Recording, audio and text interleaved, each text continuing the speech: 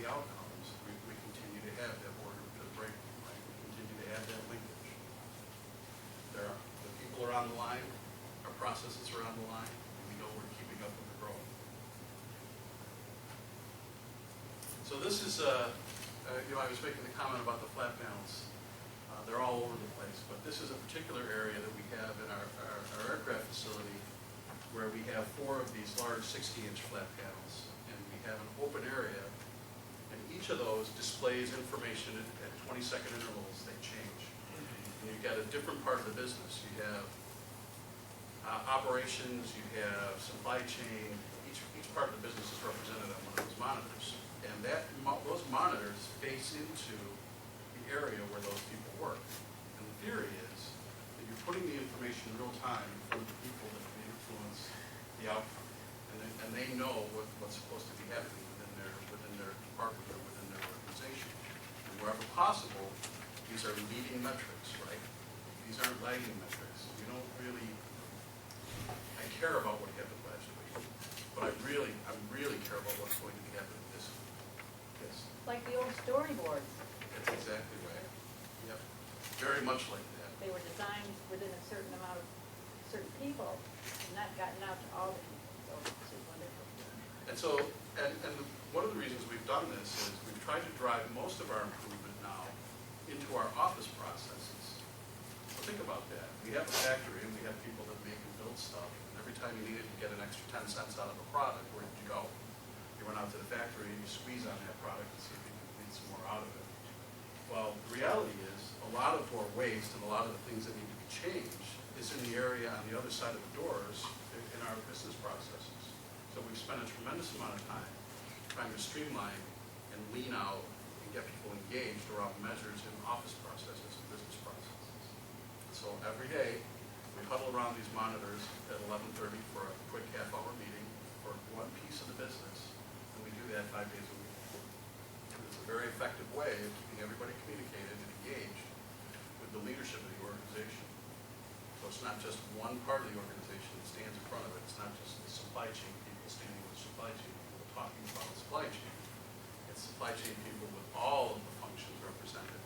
And so they know if there's a problem over here in supply chain in this system with this data, what's that doing to this part of the business over here, right? So it's keeping that alignment, it's keeping that system balance. So in this case, we've built a value stream map. I'm sure some people have probably seen this, but it's a technique that's used to map out your processes. And from there, we define what the business needs. Right? I'll just go back on a second. So think about how complicated this would be if we had these hanging all over the factory or all over the office. Right? Then you wouldn't have people standing there trying to interpret what does that mean, and how do I fit in that stream. Right? But if you take it to the next step, by each of their individual responsibilities for their individual areas, and you start to break it out, so what is my goal, and what do I need to take from that value stream map? And then you take it and you put it into what are the measures that I actually want to have happen. In this case, it's weekly shipments and past 2 weekly shipments, which displays on this monitor to tell people, okay, if I have 8 due today, and it's noon, and I only have 2 finished, and they have to be shipped by 5, I need to be taking some action now to make sure that we get the rest of those moving.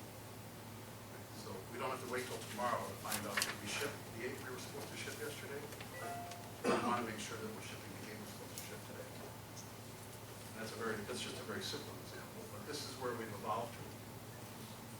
So the balanced scorecard was important as we were on the S curve, right? But then as we recognized that we now have to change our behavior around our manufacturing and our delivery processes, we came up with a different tool. Right? The balanced scorecard led us to the next tool. And then if you take this one step further, it's now put us in a position where we have a command center. So we actually have people sitting in front of those monitors, sitting in front of those 18 monitors, measuring all of the things that are critical to the business, not just in one factory, not just in our facility in East Aurora, but they're engaged in everything that's happening in our supply chain. They're engaged in everything that's happening at our manufacturing facilities in India India and in the Philippines. And they're engaged with our customers to know what fluctuations or changes are happening within our customers' processes. And all of these folks represent different functions. And this information is scrolling and changing, and there's stand-up meetings being held in there all the time. I guess, quite frankly, I give these people a lot of credit. I would not want to work in that type of an environment. But it's a real dynamic environment, and some people really thrive on that, coming in the morning and just tackling this all day long. So, but it's definitely a change in the way we've done the processes. And, I'm a veteran, so that's a battlefield tactical operations center. That's exactly how we operate in the military. And where do you think we learned it? Yeah, you're part of the military. Well, but I mean, it was you go find the best tools, and how do you adapt them to what we need, and that's exactly what we do. They have another room where people are working 24 or 48 hours out, and they're planning for future stuff while these guys are doing the current operation here.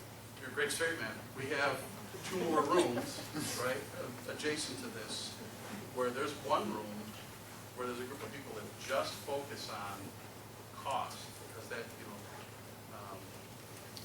that's become critical as we try to as we've evolved to more volume manufacturing. Paying attention to that cost is critical. So we have a small group of people that when they need to pull the bell or when they need to pull the alarm, they're back in this room, helping these people understand where we can make some adjustments. So even this balanced scorecard, as great as it was for what we needed, wouldn't work for us today in this type of an environment. So can you guys see how that kind of, how it builds, right? You're building, you're building those layers of what's necessary in order to get to a point where you can be successful as those curves happen and as that line is projected.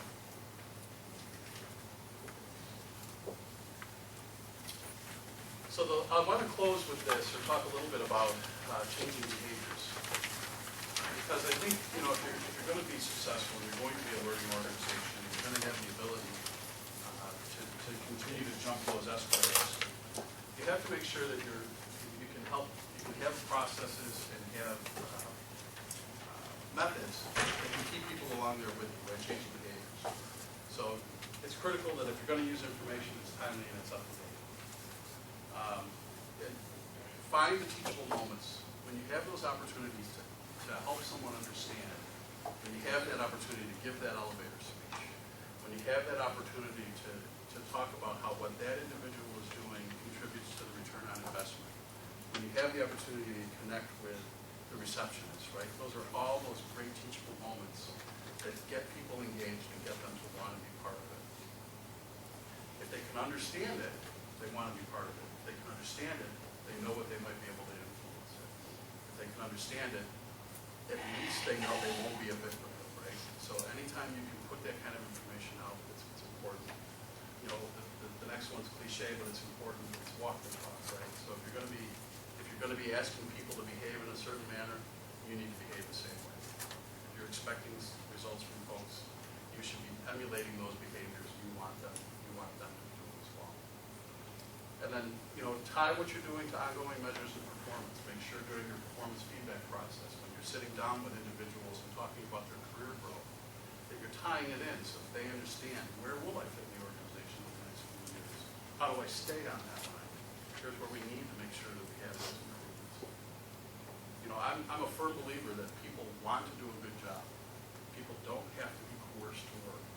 You just have to give them the information that they need and give them the tools that they need. Tie it back to the strategy. Tie it back to make sure people understand, where is the company on that S-curve? Where are we going? Where do we want to be? And make sure that they're excited and motivated to want to be there. And then obviously build it into performance management. Make sure everyone knows how they fit in that big picture, right? And again, we're back to from the boardroom to the break room. Make sure everyone knows and understands it. It's more than newsletters, right? It's getting out and making sure people understand it. It's having conversations with folks and making sure they understand. Okay? A couple of closing thoughts that work well for when you're talking about measures, right? You do what you've always done, you'll always get what you always got. And doing the same thing over and over again and expecting something different is just going to drive you crazy. Any questions? Sure. Don, I'm gonna put you on the spot and ask you to give a 15-second elevator speech on the culture of Mo. On the culture of Mo? Because a lot of what you've talked about is the culture of what your organization is all about. Yeah, so I'm a byproduct of that, right? So that's all I know, but the culture of Mo is pretty simple. I can boil it down to one sentence: it's mutual respect and trust. Okay? So I said it before: people don't have to be coerced to work. We believe that people want to work, and you equip them to do the things that they're supposed to do, and they'll do a great job. That could have been the finishing statement on your presentation. Any other thoughts or questions? Go more. Don, I know you guys are all over the world, but how often do you have what I call a state of the company address, where almost everyone at the same time is getting the same message from the directors or the leaders of the organization? Because, the bigger you get, the bigger the disconnects get. Right. And it sounds like you're doing a great job of getting information out in pockets, but you still have divisions where people go, I had no clue, no one talks to me. In a company your size, how is that handled? There's two ways that we've been doing it, because it is a challenge. There's facilities all over the place. 4 times a year, our CEO does a webcast, and anybody can participate in that webcast. And then the webcast is also can be listened to live, or it's also taped, and it's available on our internal website for employees to listen to. But then our CEO and our Director of Human Resources, once a year, visit every facility. They try to visit every facility and stand in front of the employees and address the employees on the state of the business, and then take questions from the floor. I just wanted to comment, somebody asked me the question about the culture of Mo, and over the years I've encountered many people that were employees at Mo, and it seems as though culture is a combination of trickle down and also trickle up. But the people that I met from Mo were always very supportive of each other and in very good spirits, and very embracing and things like that. So I think that's a good indicator of a positive culture on a personal level. I just wanted to mention that. That's something that I I encountered. appreciate that. Thank you. I mentioned when people talk about culture, they ask about the culture of the company. When I'm talking with people inside our company about culture, I always remind them of this. And this, I think, applies to any organization and its culture. No one's ever born where they work. Very rarely. No one's ever born where they work. Considering that, you learned your behavior, you learned your culture from someone else in that organization. And how you emulate and how you teach people is basically going to create that culture for the next generation of workers. So it's very important. So I always remind people of that in our organization. If someone wants to come to me and tell me about how someone's not behaving, or they're not behaving, I always ask them, so what have you done to help them?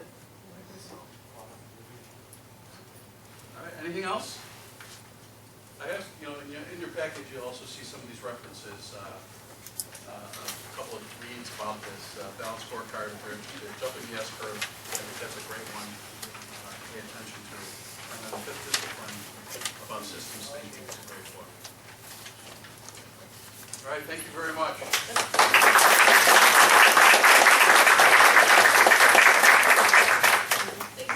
My name is Mary Ann Sullivan, and I'm a proud faculty member of Medallion College and also a proud member of the Leadership Management Council.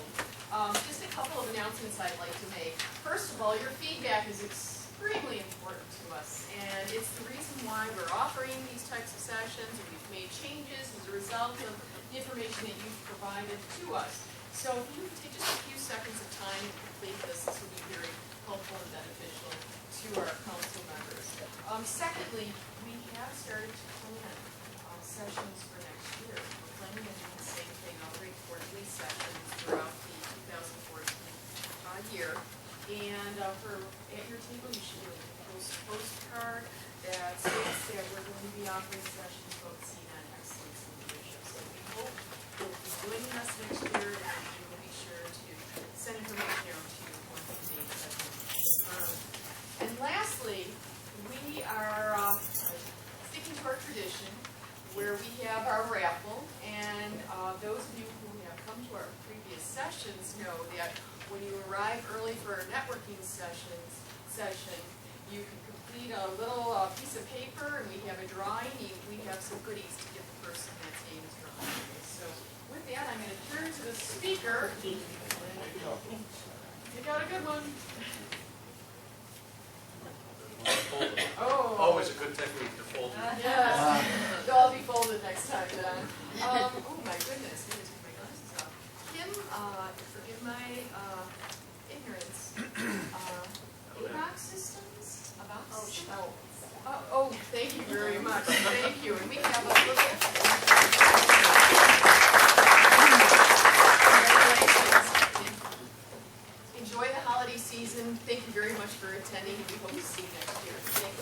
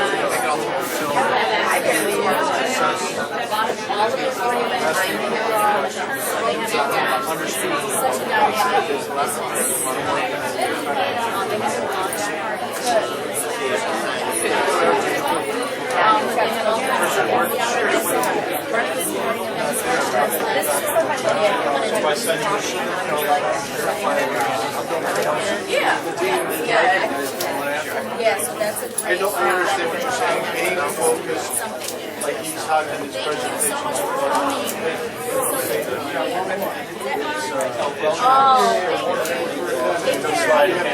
Oh, yeah, you'll remember that. On that S-curve of business. If you run into the now connect on like. So nice meeting you. Maybe you can teach me.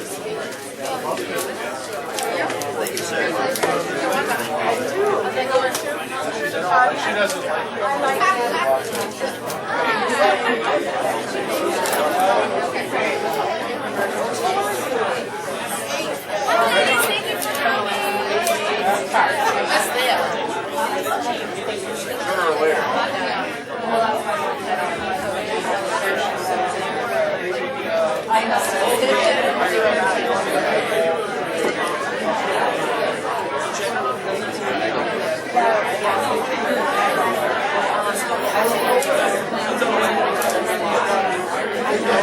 I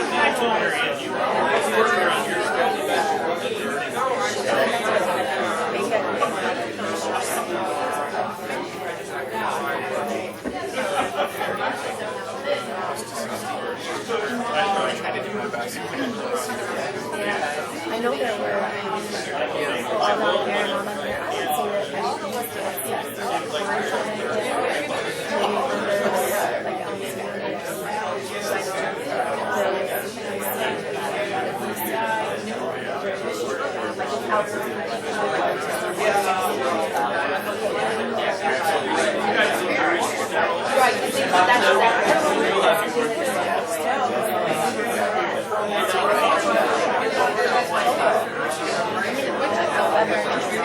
but I was like, where are we gonna fit him? Like, we're really gonna fit him anymore. Maybe if we took these out and wrap it around, but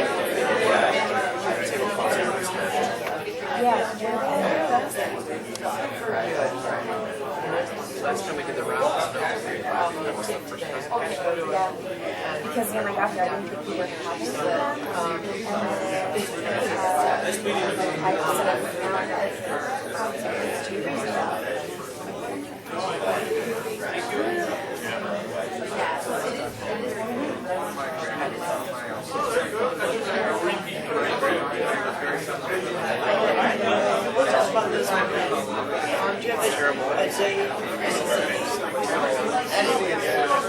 I think those are my best days too. So, I'm very sure for Friday. Just to give you your mentality there.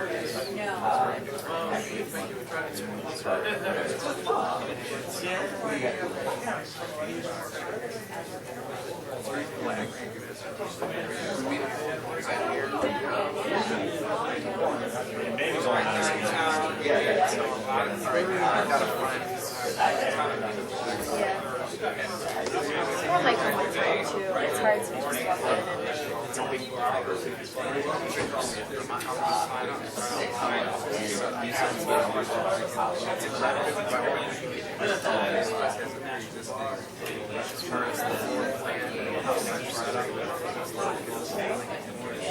yeah, it's very like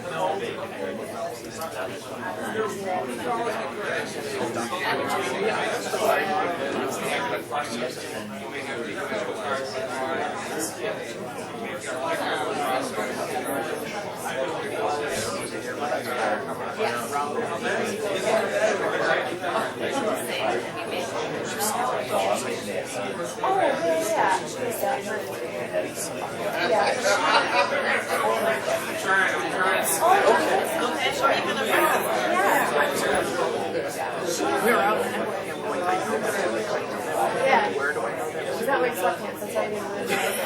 Because that's how she was the advisor for the newspaper. She's the reason why I really got into her. Yeah. She is awesome. But she still does the newspaper guy. She was the commissioner when I was a freshman. And totally, I mean, the newspaper I used to just be like pamphlets. And then she really turned it into a really nice newspaper that's, you know, winning awards and all that kind of stuff.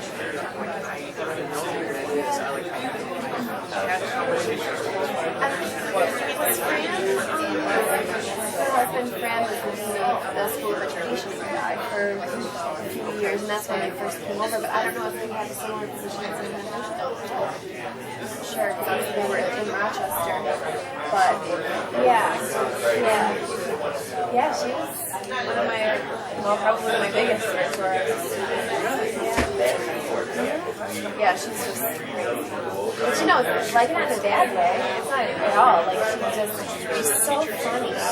People just try and act like she's hip and, you know, in which, but yeah, like with what's going on with all the students. It's just,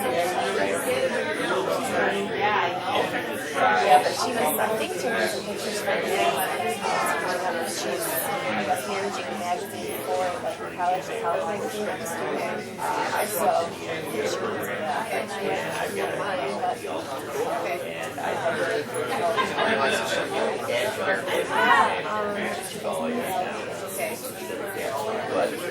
oh, really? Okay, there you go. Makes sense.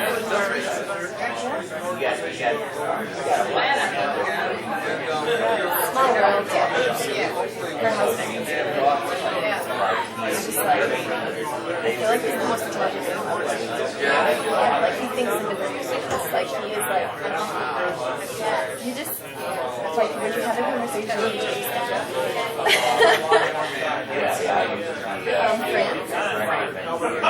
Yeah, he's just so awesome. They're both awesome. They're really, they just moved actually. They lived in Rwanda. One of the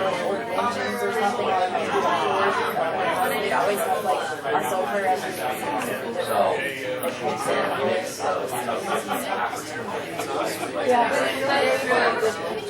Just moved out to the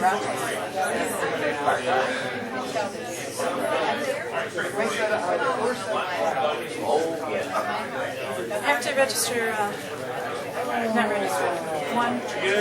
I don't mind.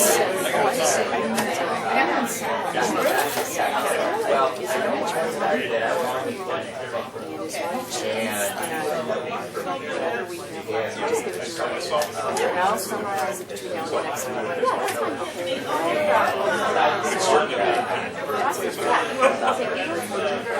Oh, or just grab the rest.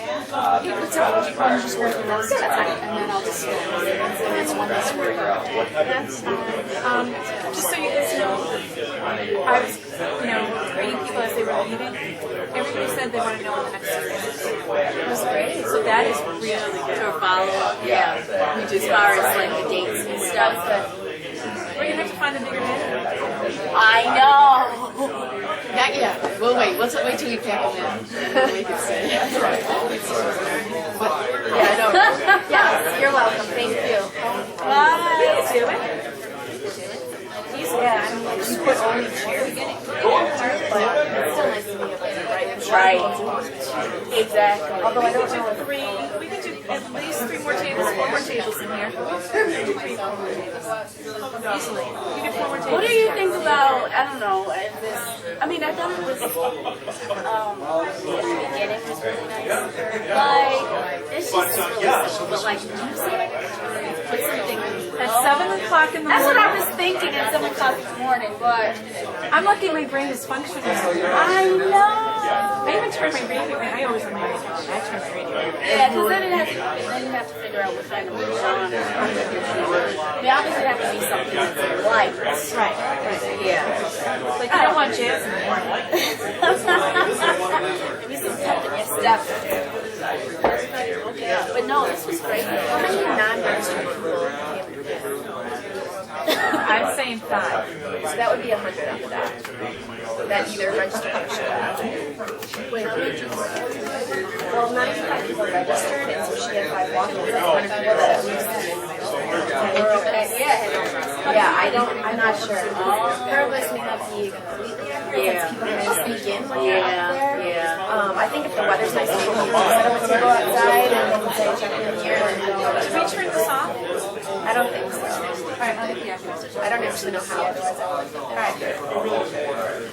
Yeah, I thought it was really good. And I'm so happy. I was so much going on because I was going to reach out to you to ask you if you had those not save the dates, but yeah, save the dates. And you did it! Well, we had them for all the sessions, so I just updated it. I mean, it wasn't. Yeah, no, it was perfect. I think we learned a lot from the last meeting we had, so everybody was like on point this time. I think that it's Yeah, it was. Yes. And these were some, like, you could tell, some really good people, some, like, heavy hitters. I'm glad that people tried to participate as they did. I feel like I do think I still need to do one activity. I know it's hard to do it. I know the one time when you people at like, come on. I know. That's the only thing. Like, even if they do it at home table, or maybe if one person, like, if it as a volunteer, like, I would have liked for somebody, like he did it too, but for somebody to say, give me an example, give me a 10-second elevator speech or something to, like, you know what I mean? To, like, break up the tension a little bit, put somebody on the spot, feel comfortable. Like, that's something that people, because they like to talk, they like to be engaged. That's the only thing that I would say. But yeah, it was great. You take some good pictures? Yeah, except for it wasn't hard. So it's out. I think so. I saw you take pictures there and there. No, but I got it. Yeah. You like to get the... Yeah, like, oh, you guys are shaking hands. You guys are talking about those connections that are happening. Yeah. Well, next time you gotta save it. No, it wasn't.